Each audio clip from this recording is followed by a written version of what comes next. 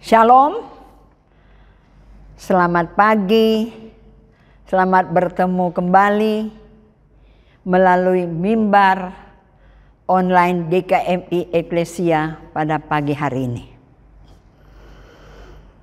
Sebelum kita masuk dalam firman Tuhan, saya mengajak kita tundukkan kepala, kita berdoa minta pimpinan Tuhan. Kepada Allah yang hidup, Allah yang perkasa, Allah yang kami puja dan kami sembah. Di pagi yang indah ini ya Bapa, kembali kami anak-anak-Mu datang menghampiri tahta anugerah-Mu. Kami mohon Engkau ada bersama-sama dengan kami pada pagi hari ini, dan Engkau akan membuka hati kami untuk siap ditaburi dengan kebenaran firman-Mu. Sembunyikan hamba-Mu di belakang salib-Mu. Biarlah hanya Tuhan saja yang kami tinggikan dan kami muliakan.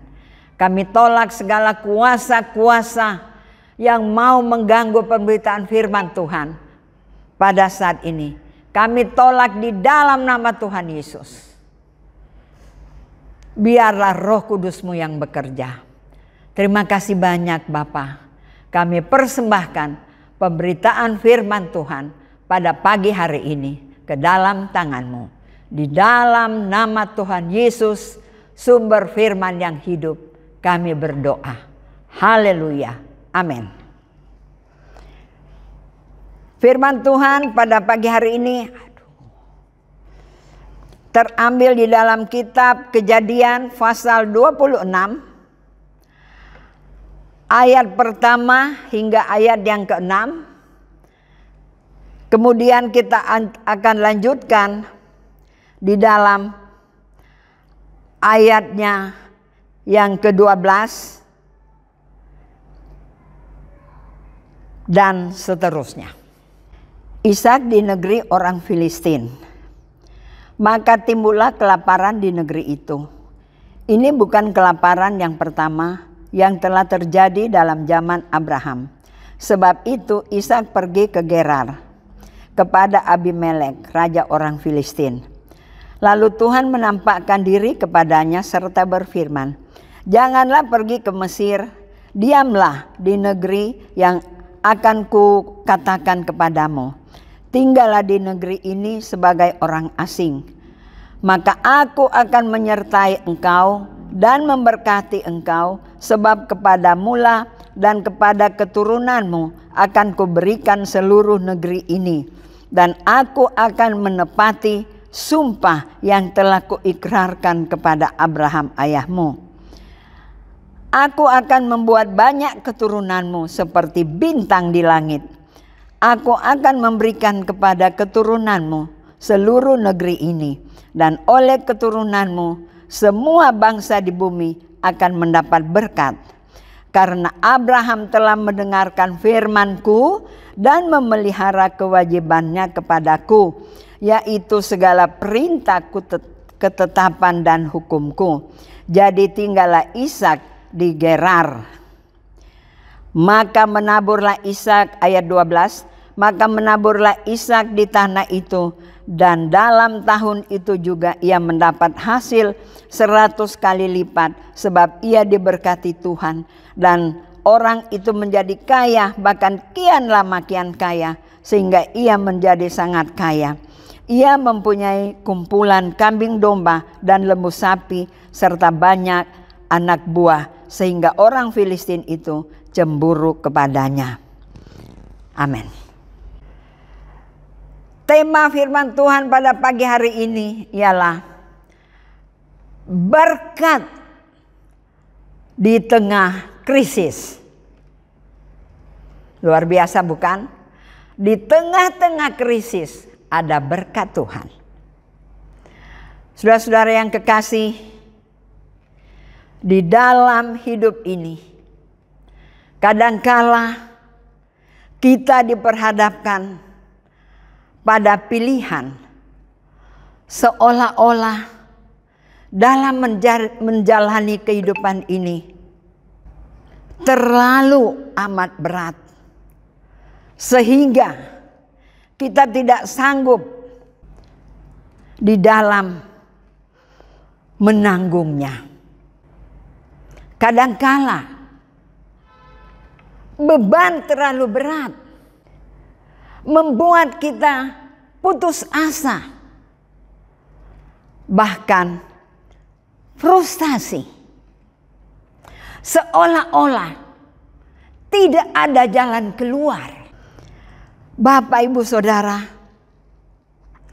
saya mau memberitahukan kepada kita semua bahwa apabila kita selalu mengarahkan pandangan kita kepada masalah atau pikiran kita selalu terpaku kepada krisis yang sedang melanda hidup kita, saudara, secara manusia kita akan menjadi tawar hati, seolah-olah menyerah terhadap masalah yang sedang menerpa kita. Nah, saudara, saya mau beritahukan, masalah selalu ada bagi setiap orang karena kita masih hidup. Apabila kita telah menghembuskan nafas kita yang terakhir, maka kita tidak lagi mengalami masalah itu. Oleh sebab itu, kalau kita sebagai anak-anak Tuhan sedang diterpa badai kehidupan ini, seolah-olah hati kita dihimpit dengan masalah yang ada. Saya mau beritahukan, saudara, ubah pola pikirmu, arahkan pandanganmu, arahkan pikiranmu senantiasa kepada Tuhan dan berserah penuh kepadanya. Percayalah, Dia tidak akan membiarkan saudara dan saya tergeletak, karena Dia sanggup menopang setiap permasalahan yang kita hadapi dan kita alami. Bukankah di dalam Matius 11 ayat 28 Tuhan Yesus berkata, "Marilah kepadaku hai kamu yang berbeban berat, aku akan memberikan kelegaan kepadamu." Pegang firman Tuhan. Tuhan yang berjanji adalah ya dan setia. Dia tidak pernah meninggalkan anak-anaknya jatuh tergeletak. Saudara, hari Minggu kemarin saya mengalami satu kesaksian. Saya menunggu jemputan mobil di rumah, tapi saya melihat sudah 8:30, mobilnya belum datang. Jadi saya jalan kaki. Jalan kaki sampai ke depan, tapi mobilnya juga tidak kunjung datang. Akhirnya saya menoleh ke kiri dan ke kanan dan sambil bergumam, Tuhan terlambat, Tuhan terlambat, pasti terlambat. Saya melihat jam lagi, sudah jam 9 kurang 1/4. Wah, saya lebih gelisah. Kemudian ada mobil masuk dan parkir di depan lapangan itu yang ada toko di situ. Dia melihat saya seperti orang yang bingung, orang kebingungan. Akhirnya, saudara, di tengah-tengah kebingungan, saya tidak bisa memanggil siapa, menelpon siapa, karena tidak ada kuota. Tidak ada wifi di sana. Jadi saya hanya berdoa dan berseru kepada Tuhan. Akhirnya ibu Ketut lewat. Dan dia tanya, "Oma mau kemana?" "Mau ke Bulu Indah." "Loh, Oma sudah mau jam 9. Oma kok belum berangkat? Pasti Oma terlambat. Oma naik Grab saja." Wah, saya pikir-pikir saya tidak ada persiapan untuk naik Grab. Jadi uang yang saya bawa itu hanya cukup untuk uang kolektor saja. Akhirnya saya bilang, "Bagaimana saya mau naik Grab? Saya hanya bawa uang kolektor." "Oma tidak usah pikir itu." Dan kemudian mobil yang tadi bersandar di situ, dia langsung keluar, sopirnya keluar. "Mau perlu Grab?" "Oh iya, katanya Mbok Tut. Tolong antar Oma ini ke Bulu Indah." Nah, saudara, itu bukankah satu kesaksian yang luar biasa? Di tengah-tengah kegalauan, Tuhan bertindak. Dan akhirnya, saya tidak terlambat. Saya masuk ke ruang konsistori di Bulu Indah. Pengkhotbahnya juga di belakang saya. Itulah Tuhan yang kita sembah. Dia mengerti sampai pergumulan kita yang terkecil. Oleh sebab itu, saya mau beritahukan, jangan pikiran kita, pandangan kita hanya terus tertuju kepada masalah yang kita hadapi. Berseru dan serahkan semua persoalan itu kepada Tuhan. Saudara, Tuhan adalah pengendali seluruh keadaan yang tak dapat kita ubahkan. Tuhan sanggup mengubahkannya. Di dalam Kejadian 18 ayat 14a, di sana dikatakan, "Adakah sesuatu apapun yang mustahil untuk Tuhan?" Dalam pembacaan kita pada pagi hari ini, kita melihat di dalam ayatnya yang pertama, kita melihat saudara-saudara, Ishak pun mengalami keadaan yang sangat menyesakkan, di mana timbul kelaparan di negeri itu. Dan itu bukan kelaparan yang pertama yang telah terjadi dalam zaman Abraham. Krisis yang hebat melanda negerinya. Di dalam ayat pertama, maka timbullah kelaparan di negeri itu. Saudara-saudara, dalam kondisi ini memaksa Ishak untuk segera pergi meninggalkan negeri orang Filistin itu dan mencari tempat baru agar ia dan keluarganya dapat bertahan hidup. Saudara-saudara, kita tahu bukan? Ishak itu mengalami kelaparan bukan terjadi di Israel.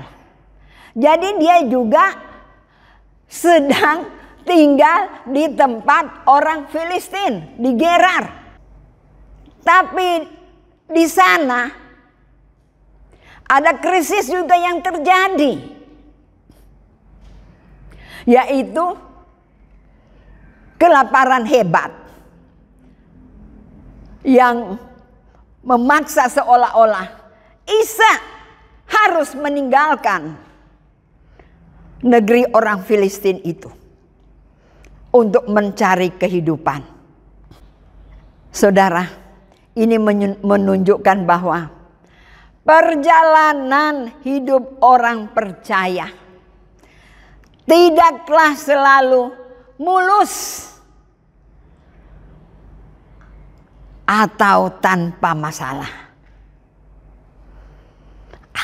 Ada kalanya Tuhan izinkan krisis itu terjadi di dalam kehidupan orang percaya.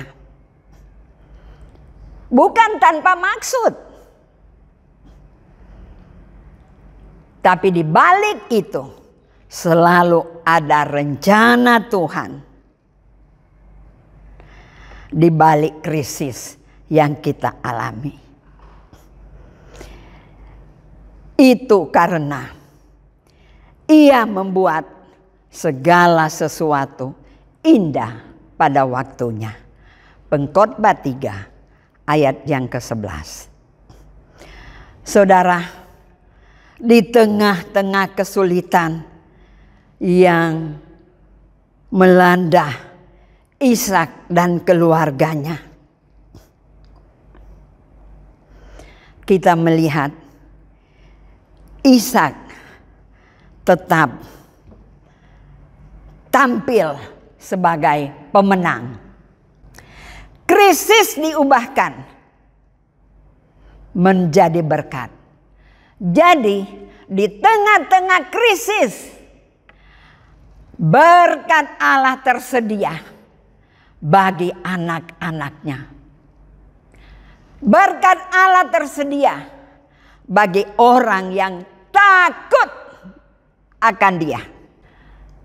Kalau kita melihat di dalam bacaan ini, teks kita pada pagi hari ini, apa yang dilakukan Ishak sehingga ia mengalami kelimpahan meski di tengah-tengah kelaparan yang hebat? Yang dilakukan Ishak adalah Ishak taat pada firman Tuhan. Ketaatan adalah kunci utama dalam mengalami berkat-berkatnya. Ya, di dalam bacaan kita pada pagi hari ini, di sini dikatakan, Tuhan berkata, janganlah pergi ke Mesir, diamlah di negeri yang akan ku katakan kepadamu. Tinggallah di negeri ini sebagai orang asing, maka aku akan menyertai engkau dan memberkati engkau. Sebab kepadamulah dan kepada keturunanmu akan ku berikan seluruh negeri ini, dan aku akan menepati sumpah yang telah kuikrarkan kepada Abraham ayahmu. Kita melihat di dalam Kejadian pasal 26 ayat yang kedua dan ayatnya yang ketiga. Ayat keempat, aku akan membuat banyak keturunanmu seperti bintang di langit. Aku akan memberikan kepada keturunanmu seluruh negeri ini, dan oleh keturunanmu semua bangsa di bumi akan mendapat berkat.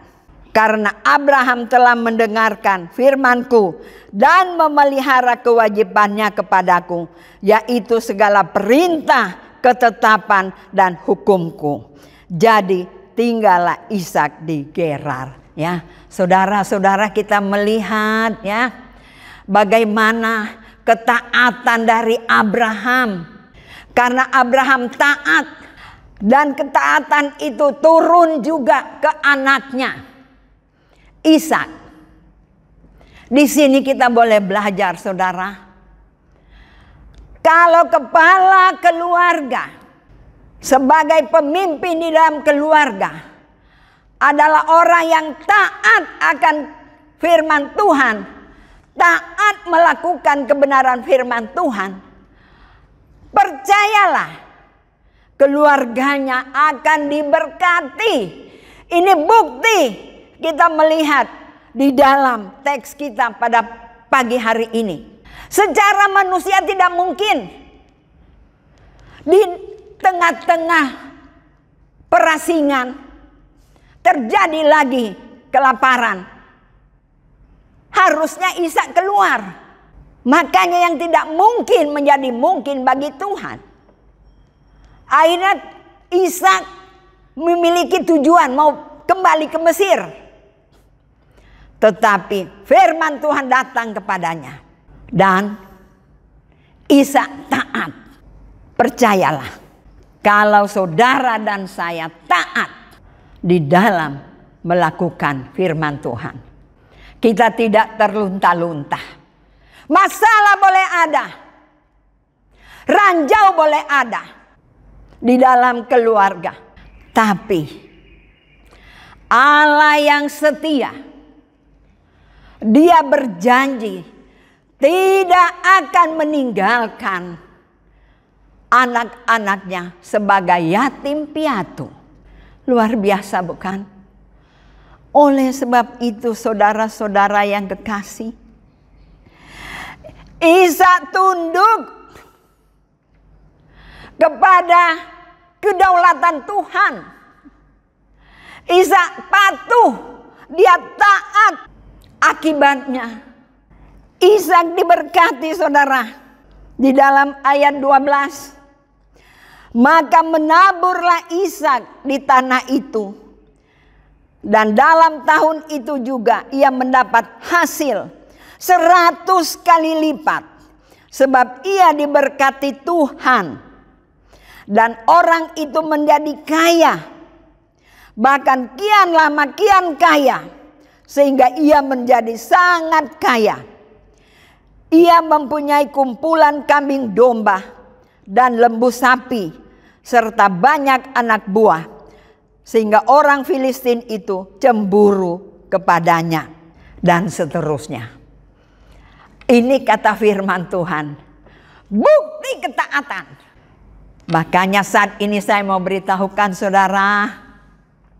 Memang taat itu tidak mudah. Sulit untuk kita lakukan. Tapi Tuhan akan memampukan kita. Tuhan akan menolong kita. Asalkan kita mau taat dan diatur serta dipimpin olehnya. Kita akan memberkati apa yang dialami oleh Ishak. Maukah saudara menerima berkat dari Tuhan? Bukti nyata di tengah-tengah krisis pandemi hampir 3 tahun. Buktinya Tuhan tidak meninggalkan saudara dan saya, bukan? Tuhan memimpin saudara dan saya. Sehingga kita mengalami lagi berkat Tuhan sampai saat ini. Maukah saudara taat? Ini janji firman Tuhan. Ada berkat Tuhan di tengah-tengah krisis. Mungkin saudara saat ini mengalami krisis. Anak-anak akan melanjutkan sekolah. Saya tidak bekerja. Uang pas-pasan. Bayar kontrak rumah. Saudara, taat. Hanya 4 huruf. Taat. Kalau saudara taat, bertekuk lutut di hadapan Tuhan, dan mengangkat tanganmu, menyerahkan setiap pergumulanmu, permasalahanmu ke dalam tangan Tuhan, dan berjanji, Tuhan saat ini, saya mau taat di dalam mengikut Engkau. Saudara, percayalah, Tuhan akan bertindak. Ia berjanji adalah Allah yang setia. Dia tidak pernah mengingkar janji. Maukah saudara? Mari kita berdoa. Segala puji syukur kami persembahkan ke hadapan hadirat-Mu. Suara manusia sudah berhenti. Biarlah Roh Kudus meneruskan firman Tuhan ini ke setiap pendengar. Terima kasih banyak Tuhan Yesus. Terima kasih Tuhan. Meteraikan kebenaran firman-Mu di dalam kehidupan kami semua. Agar dimanapun kami berada, kami selalu taat dan menjadi berkat bagi orang lain. Terima kasih Bapa. Terpuji-pujilah nama-Mu. Di dalam nama Tuhan Yesus, sumber firman yang hidup, kami berdoa. Amin.